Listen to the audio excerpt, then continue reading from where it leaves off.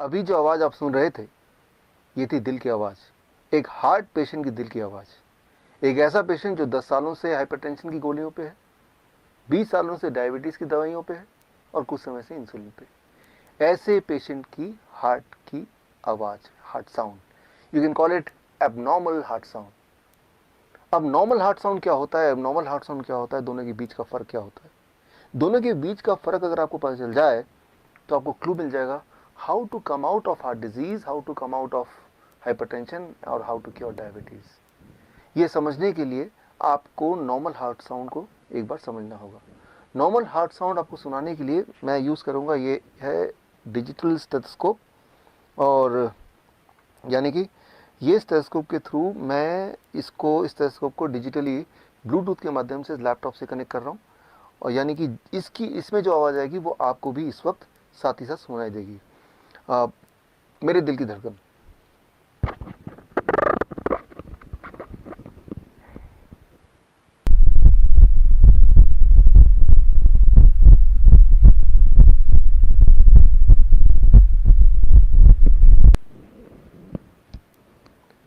अभी जो आपने आवाज़ सुनी ये है नॉर्मल हार्ट साउंड।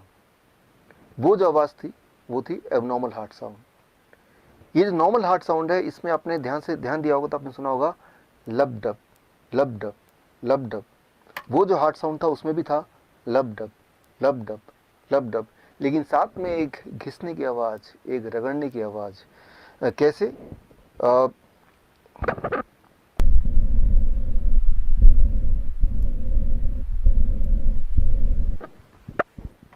ये जो आपने आवाज़ सुनी रगड़ने की, घिसने की, वो जो आवाज़ है, वो आवाज़ अगर आप एलिमिनेट कर पाएँ, उसको अगर आप एडिट कर पाएँ तो हार्ट डिजीज़ ख़त्म हो सकता है, हाई ब्लड प्रेशर ख़त्म हो सकता है, डायबिटीज़ से छुटकारा पा सकते हैं।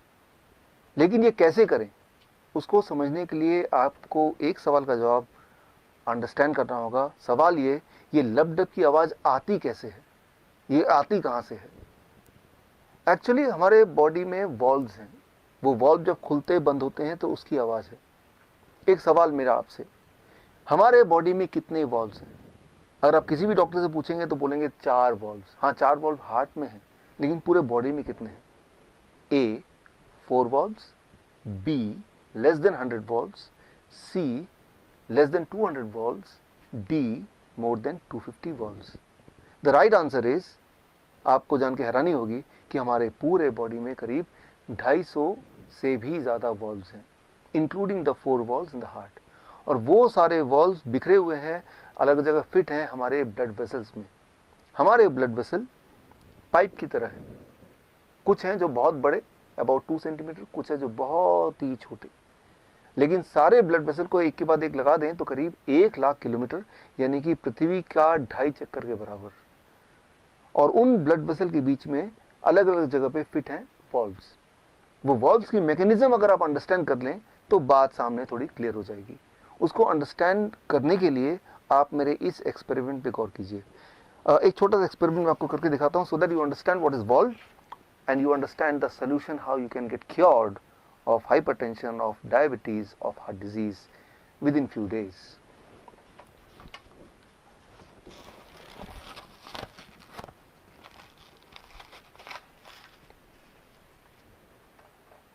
अब एक छोटा सा एक्सपेरिमेंट आपके सामने टू मेक यू अंडरस्टैंड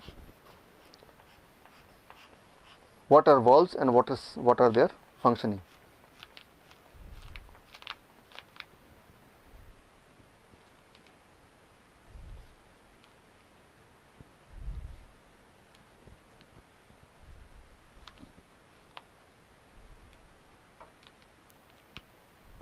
अब आप ध्यान देखेंगे तो आप देखेंगे यहाँ पे ये है ब्लड वेसल, और इसी तरह से पूरे बॉडी में ब्लड वेसल फैले हुए हैं। अब मैं अपने एक फिंगर से ब्लड वेसल के यहाँ पे मैं इसको अगर मैं ज़ोर से दबाऊं तो ये ब्लड वेसल्स के ब्लड के फ्लो को मैं रोक रहा हूँ, और जो ब्लड इसमें भरा हुआ है उसको मैं अपने थंब से पुश कर रहा हूँ। मैंने इसको पुश कर दिया। अब पुश करने के बाद अगर मैं थंब हटा लेता हूँ तो ये ब्लड वापस नहीं आया, ये ब्लड वापस क्यों नहीं आया? क्योंकि यहाँ पे एक वॉल्व है, वो वॉल्व रोक रहा है ब्लड को वापस आने से। इसका मतलब वो वॉल्व अपना काम ठीक से कर रहा है। सो अब मैंने यहाँ से ये हटा दिया, अब धीरे धीरे ब्लड यहाँ से दोबारा, आप देखेंगे दोबारा से ये फ्लो होने लगा। This is called a normal functioning of valve. लेकिन कुछ पेशेंट्स में, कुछ केसेस में वॉल्व अपना काम ठीक से नहीं करती, यानी कि वॉल्व ब्लड को अपोजिट डायरेक्शन में फ्लो करने से रोक नहीं पाती ठीक से, जिसे कहते हैं वॉल्व रीगर्जिटेशन। और ऐसे में आती है सारी परेशानियां। इसको ज़रा समझें।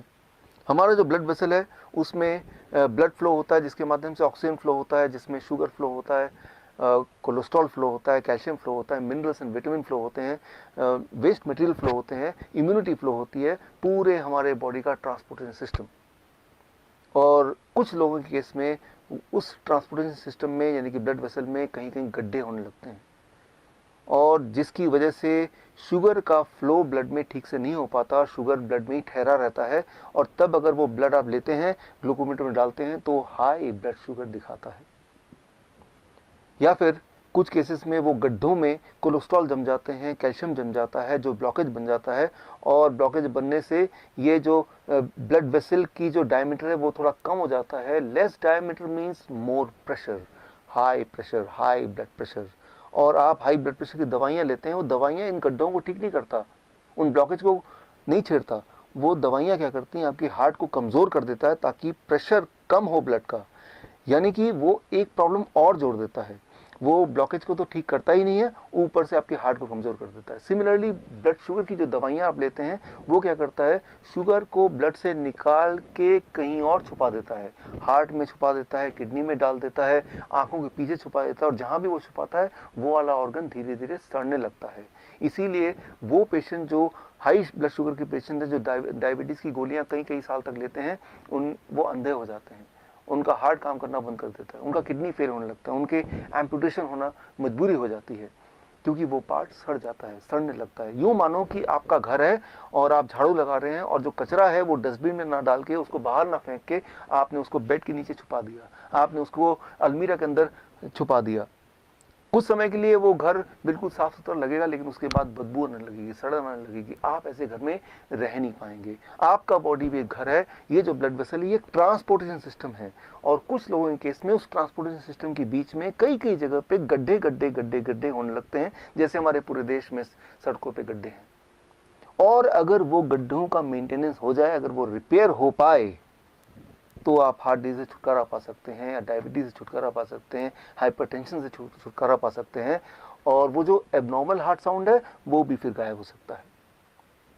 लेकिन उसके लिए क्या करना होगा, गड्ढों को भरने के लिए? अनफॉर्चुनेटली अभी तक ऐसी कोई दवा नहीं आई जो कि उन गड्ढों को भरे। लेकिन हाँ, कुदरत ने आपके बॉडी में एक ऐसी ताकत दी है जिससे आपका बॉडी खुद ही एक तरह का गैस प्रोड्यूस करता है, जिसे आप बोलते हैं नाइट्रिक ऑक्साइड। और वो गैस जब एक लेवल से ज़्यादा प्रोड्यूस होने लगता है, तो वो ब्लड वेसल की मेंटेनेंस करने लगता है। So that is Nobel prize winning science 1998। So वो जो गैस है जिसे कहते हैं नाइट्रिक ऑक्साइड, वो ब्लड वेसल के इनर लाइनिंग, जिसे बोलते हैं एंडोथेलियम लेयर, उसी में प्रोड्यूस होता है, जिससे वो गड्ढे भरने लगते हैं, वो ब्लॉकेज खत्म होने लगते हैं, ब्लड ट्रांसपोर्टेशन सिस्टम स्मूथ होने लगता है, और जिससे आपका ब्लड प्रेशर नॉर्मल रहने लगता है, आपकी ब्लड शुगर नॉर्मल होने लगती है, आपका हार्ट ठीक से काम करता है, और एकदम से आप ठीक हो सकते हैं, ठीक हो जाते हैं, अगर आपका बॉडी नाइट्रिक ऑक्साइड प्रोडक्शन को बढ़ा दे। अब सवाल यह है कि हम क्या करें कि हमारी बॉडी का नाइट्रिक ऑक्साइड प्रोडक्शन बढ़ जाए। उसके लिए I have to refer the China study, the biggest ever study of human nutrition disease. Human nutrition disease के बीच का जो कनेक्शन है, उसका सबसे बड़ा जो स्टडी है, जिसे बोलते हैं चाइना स्टडी, जो 2005 में रिलीज हुई थी। उस स्टडी के अनुसार कोई भी इंसान अगर whole plant food in its natural state में अगर खाने लगे, तो कुछ एक दिनों में ये जो लाइफस्टाइल डिजीज है उससे वो आज़ादी पा सकता है। लेकिन इसको मैं आपको समझाता हूँ 3 सिंपल स्टेप में, how to implement the China study recommendation in your life in 3 steps, so that you can be free of lifestyle disease, including hypertension, including diabetes, including heart disease, within few days. Those 3 steps are, as you can see on the screen. Step 1, 12 बजे तक जो भी कुछ आप खाएं वो हो सिर्फ और सिर्फ फल, फ्रूट्स एंड फ्रूट्स। कोई भी 3-4 तरह के फल, वो मीठा हो, खट्टा हो, कैसा भी फल, वो केला हो सकता है, आम हो सकता है, चीकू हो सकता है, अमरूद हो सकता है, जो भी फल आपको पसंद हो, 3 से 4 तरह का फल जो अवेलेबल हो लें और वो एज ए ब्रेकफास्ट खाएं। कितनी quantity? It depends on your body weight. Let's say my body weight is 70 kg into 10, 700 grams or more of 4 kind of fruits, 3 to 4 kinds of fruits of your choice. एक बार में खाएं, 2 बार में खाएं, 4 बार में खाएं, 12 बजे तक आपको खाना है सिर्फ और सिर्फ फल, फल और फल। जितना ज़्यादा खाएंगे उतना अच्छा रहेगा, राइट? नो रोटी, नो चपाती, नो चाय, नो ब्रेड, नो बिस्किट, सिर्फ और सिर्फ फल, फल और फल, भरपूर खाना है। अब लंच, जब भी आप लंच में बैठें 2 प्लेट लेके बैठें, प्लेट 1 एंड प्लेट 2। प्लेट 1 में 4 तरह के ऐसे वेजिटेबल जो आप कच्चा खा सकते हैं, खा सकें, जैसे टमाटर, मूली, गाजर, ककड़ी, सो ये इस तरह के, या खीरा, इस तरह के सब्जियां आप लें 4 जो कच्चा खा सकें, और जो कच्चा नहीं खा पा रहे हैं क्योंकि उनके दांत कमज़ोर हैं तो वो थोड़ा स्टीम कर सकते हैं। कच्चा ज़्यादा फायदेमंद है, लेकिन अगर नहीं खा पा रहे हैं किसी वजह से तो थोड़ा स्टीम कर सकते हैं। 3 से 4 तरह की ऐसी सब्जी जो कच्चा खा सकें या स्टीम करके खा सकें वो लें। और कितना खाना है, it depends on your body weight. That is my body weight is 70 kg into 5, that is 350 grams और मोर, या फिर उससे ज़्यादा, 3 to 4 kind of vegetable. This becomes your plate 1। पहले आपको प्लेट 1 इतना खाना है, और इतना खाने के बाद अब प्लेट 2। प्लेट 2 में आपके घर का बना हुआ रोटी, सब्जी, दाल, चावल, vegetarian food with less oil and less salt. कितना खाना है? जितने में आपका पेट भर जाए। आपको लग रहा होगा कि इतना सारा प्लेट 1 यानी कि रॉ वेजिटेबल खाने के बाद क्या मैं प्लेट 2 खा पाऊंगा? पहले 2-3 दिन में शायद नहीं खा पाएंगे, लेकिन उसके बाद आप नोटिस करेंगे कि जितना ज़्यादा आप प्लेट 1 खाएंगे उतना आपका एपिटाइट बढ़ेगा, उतना आपका हंगर बढ़ेगा, उतना ज़्यादा आप प्लेट 2 भी खा पाएंगे। यानी कि आपकी जो बॉडी की मेटाबॉलिज्म है वो रेट बढ़ जाएगी, आपके जो खाने की कैपेसिटी वो बढ़ जाएगी, और आपका जो एनर्जी लेवल है वो भी बढ़ जाएगा। सो मैं आपको कोई चीज़ मिस नहीं करने बोल रहा हूँ, मैं सिर्फ ये बोल रहा हूँ कि आपके एक्चुअल लंच से पहले प्लेट 1 यानी कि रॉ वेजिटेबल, वो भी एक पर्टिकुलर मात्रा या उससे ज़्यादा, अकॉर्डिंग टू द फॉर्मूला, जैसे मैंने बताया, आपका बॉडी वेट इंटू 5। ये है आपका लंच। डिनर का सिर्फ 2 रूल हैं। पहला रूल कि डिनर हमेशा 7 बजे से पहले फिनिश करने की कोशिश कीजिए, और दूसरा रूल, डिनर में भी आपको वही करना है जो मैंने आपको लंच में बताया, वो है plate 1 end plate 2। Plate 1, 3 to 4 kind of vegetable in raw form, about your body weight into 5, that many grams, and then you can eat vegetarian meal with less salt and less oil as much as you want, right? So ये तीनों step, breakfast, lunch and dinner, right? So ये तीनों main मील, जो step 1 है breakfast, step 2 lunch and dinner में आपको ये करना है। अब final step, that is step 3, क्या नहीं करना है। सिर्फ 2 ही चीज़ मैं छोड़ने बोलता हूँ, एक है नो एनिमल फूड। कोई भी ऐसा फूड जो एनिमल से आता हो उसको आपको नहीं लेना है, जैसे दूध, दही, मक्खन या लस्सी या अंडा या चिकन या फिश, इनको आपको नहीं लेना है, बिल्कुल ज़ीरो कर देना है। एंड नंबर 2, कोई भी ऐसा चीज़ जो पैक्ड फॉर्म में हो या रिफाइंड फॉर्म में हो या डब्बे में हो, जैसे बिस्किट या ब्रेड या रस्क या नमकीन, इन चीज़ों को आपको नहीं लेना है। ये सिर्फ 2 चीज़ छोड़नी है। और हाँ, एक चीज़ और जोड़ लीजिए, रोज़ अपने बॉडी को करीब 40 मिनट सनशाइन दिखाइए। 30 से 40 minute you expose your body to sunshine, that becomes your step 3। If you follow these 3 steps, अगर आप ये 3 स्टेप्स आप फॉलो करते हैं, so within the first 3 days your blood sugar will start coming to normal, यानी कि you will be force to stop the medication, you will be force to taper the insulin. अगर आपने insulin कम नहीं किया या ख़त्म नहीं किया, so you may land up in hypoglycemic state, and that itself is very dangerous. Within the first 7 days your blood pressure will start reducing, आपका blood pressure कम होने लगेगा 7 दिन के अंदर, यानी कि आपको ब्लड प्रेशर की दवाइयाँ छोड़ना पड़ेगा, आपकी मजबूरी हो जाएगी छोड़ना। विद इन 1 month आपका एंजाइना यानी कि चेस्ट में जो पेन है वो ख़त्म होने लगेगा, ऑलमोस्ट ख़त्म हो जाएगा 1 महीने के अंदर। आप जब चढ़ेंगे 3 मंजिला भी तो आप हाँफेंगे नहीं, पहले 3 बार रुकना पड़ता था, तो आपको 1 बार भी रुकना नहीं पड़ेगा। और हाँ, वो जो हार्ट साउंड था, एबनॉर्मल हार्ट साउंड, वो घिसटने वाली साउंड, वो भी अब नहीं आएगी, वो भी अगर आप स्टेथोस्कोप से सुनेंगे वो भी नहीं होगा, वो गायब हो जाएगा। सो that will happen within the first 1 month. Your angina will go, your heart disease will go, that abnormal heart sound will also vanish, right? So that you can expect within 1 month. Within 2 months your thyroid will become normal, यानी कि thyroid की दवा आपको छोड़ना पड़ेगा या उसको taper down करना पड़ेगा। और अगर आपने ऐसा नहीं किया तो हाइपोथायराइड का हाइपरथायराइड भी हो सकता है, जो कि अगेन एक बहुत बड़ी प्रॉब्लम है। And with in the first 3 months आपका बॉडी वेट नॉर्मल रेट में आ जाएगा, यानी कि normal BMI, in a healthy weight category में आ जाएगा। And this all will happen with in the first 3 months of following this diet in these 3 steps. कई बार मेरे पास patient आते हैं, वो बोलते हैं डॉक्टर साहब मैंने आपकी रिकमेंडेशन को फॉलो किया और 3 महीने के अंदर मेरा ब्लड शुगर, मेरा ब्लड प्रेशर, मेरी हार्ट डिजीज़, बॉडी वेट हर एक में फ़ायदा हो गया, अब मुझे इस डाइट पे कब तक रहना है। मैं उनको एक ही उदाहरण देता हूँ, और वो उदाहरण ये कि मान लो कोई आदमी आपके पास आता है पूरी तरह से कीचड़ से लथपथ, आपको बोलता है कि मुझे साफ़ होना है, मुझे क्या करना है। आप बोलेंगे जाइए जाके नहा लीजिए। वो नहा के साफ़ सुथरा होकर आता है, बोलता है कि मुझे कब तक नहाना है। अरे भाई, जब तक आपको साफ रहना है, यानी कि जीवन में हर दिन। सिमिलरली आपका जो ब्लड वेसल है वो रोज ही टॉक्सिन उसमें भर जाते हैं, जम जाते हैं, और रोज ही उसकी मेंटेनेंस होने की आवश्यकता होती है। यानी कि रोज ही आपके बॉडी में नाइट्रिक ऑक्साइड का एनफ मात्रा में प्रोडक्शन होना बहुत आवश्यक है, और वो तभी हो सकता है जब ये डाइट आप लगभग रोज फॉलो करें।